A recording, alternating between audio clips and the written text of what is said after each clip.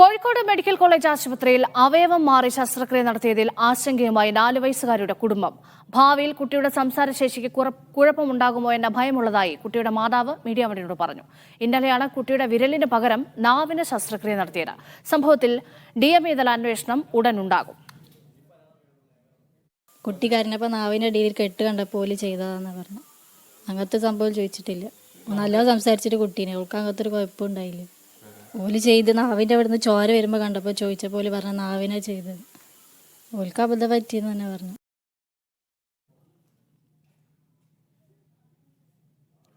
ഷിത ജഗത്തുണ്ട് വിവരങ്ങൾ നൽകാൻ. ഷിത, ഈ കുടുംബം ഇപ്പോൾ വലിയ ആശങ്കയിലാണോ? അതുമാത്രമല്ല, ഈ സാധാരണ ശസ്ത്രക്രിയ നടത്തുമ്പോൾ അതൊരു മെഡിക്കൽ സംഘം, ഒരു ഡോക്ടർ ഒറ്റയ്ക്കല്ല, ഒരു സംഘം ഉണ്ടാകും. ഇപ്പോൾ ഡോക്ടർക്കെതിരെ മാത്രം നടപടി എടുത്തതുകൊണ്ട് കാര്യമുണ്ടോ? കൂടുതൽ നടപടി ഉണ്ടാകാൻ സാധ്യതയുണ്ടോ?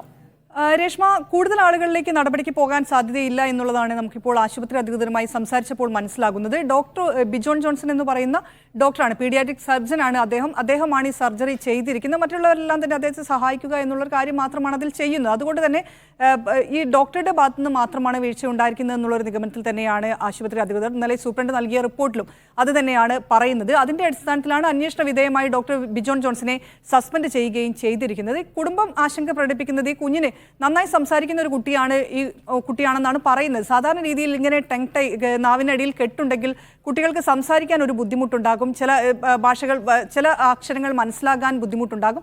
എന്നാൽ അങ്ങനെയൊന്നും ഈ കുഞ്ഞിന് ഉണ്ടായിരുന്നില്ല എന്നുള്ളത് കുടുംബം പറയുന്നുണ്ട്. അതുകൊണ്ടാണ് കുടുംബത്തിന് ഒരു ആശങ്ക, ഇത് ചെയ്തത് കാരണം ഇനി ഭാവിയിൽ എന്തെങ്കിലും പ്രശ്നമുണ്ടാകുമോ എന്നുള്ളൊരു ആശങ്ക ഉന്നയിക്കുന്നത്. പക്ഷേ അതിന് അടിസ്ഥാനമില്ല എന്നുള്ളത് മെഡിക്കൽ കോളേജിലെ ഡോക്ടർമാർ പറയുന്നുണ്ട്. ഇത് സാധാരണ ഒരുവിധം കുട്ടികൾക്കെല്ലാം തന്നെ ഉണ്ടാകുന്നതാണ്. അത് ചെറുപ്രായത്തിൽ തന്നെ ചെയ്യുകയും ചെയ്യും. ഒരുപക്ഷെ 6 വയസ്സാകുമ്പോഴേക്കൊക്കെയാണ് ഇത് തിരിച്ചറിയാറുള്ളത്. ഇത് ഈ കുട്ടിയെ കണ്ടപ്പോൾ ഡോക്ടർക്ക് ഇത് മനസ്സിലാവുകയും അങ്ങനെ ശസ്ത്രക്രിയ ചെയ്തു എന്നുള്ളതാണ് പറയുന്നത്. അതിൽ പേടിക്കേണ്ട കാര്യമില്ല എന്നുള്ളൊരു കാര്യം അവർ പറയുന്നുണ്ട്. എന്നാൽ പോലും ഇന്നലെ ഡോക്ടർ ബിജോൺ ജോൺസൺ എഴുതി കൊടുത്തിരിക്കുന്ന ലെറ്ററിൽ എൻ്റെ ഭാഗത്തുണ്ടായ പിഴവാണ്, ഇതിൽ ഭാവിയിൽ എന്തെങ്കിലും പ്രശ്നമുണ്ടായാൽ അതിൻ്റെ ഉത്തരവാദിത്തം ഞാൻ ഏറ്റെടുക്കുന്നു എന്നുള്ള കാര്യം അദ്ദേഹം ഈ കുടുംബത്തിന് എഴുതി കൊടുക്കുകയും ചെയ്തിട്ടുണ്ട്.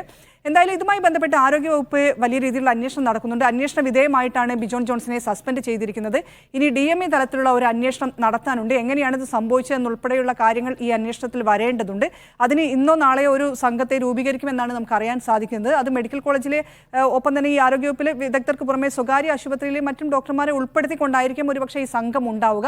അവരുടെ ഒരു അന്വേഷണം കൂടി ഉണ്ടായതിനു ശേഷമായിരിക്കും തുടർ നടപടികളിലേക്ക് കടക്കുക എന്നാണ് നമുക്ക് അറിയാൻ കഴിയുന്നത്. എന്തായാലും പോലീസ് കേസെടുത്തിട്ടുണ്ട്. ബിജോൺ ജോൺസണെതിരെ മെഡിക്കൽ നെഗ്ലിജൻസ് ആക്ട് പ്രകാരമുള്ള കേസാണ് എടുത്തിട്ടുള്ളത്. അതുമായി ബന്ധപ്പെട്ടുള്ള ഒരു പക്ഷേ ഇന്ന് ഡോക്ടറെ ചോദ്യം ചെയ്യാനുള്ള ഒരു സാധ്യതയുമുണ്ട്. രേഷ്മ, ശരി, ഷിത ജഗത്താണ് വിവരങ്ങൾ നൽകിയത്.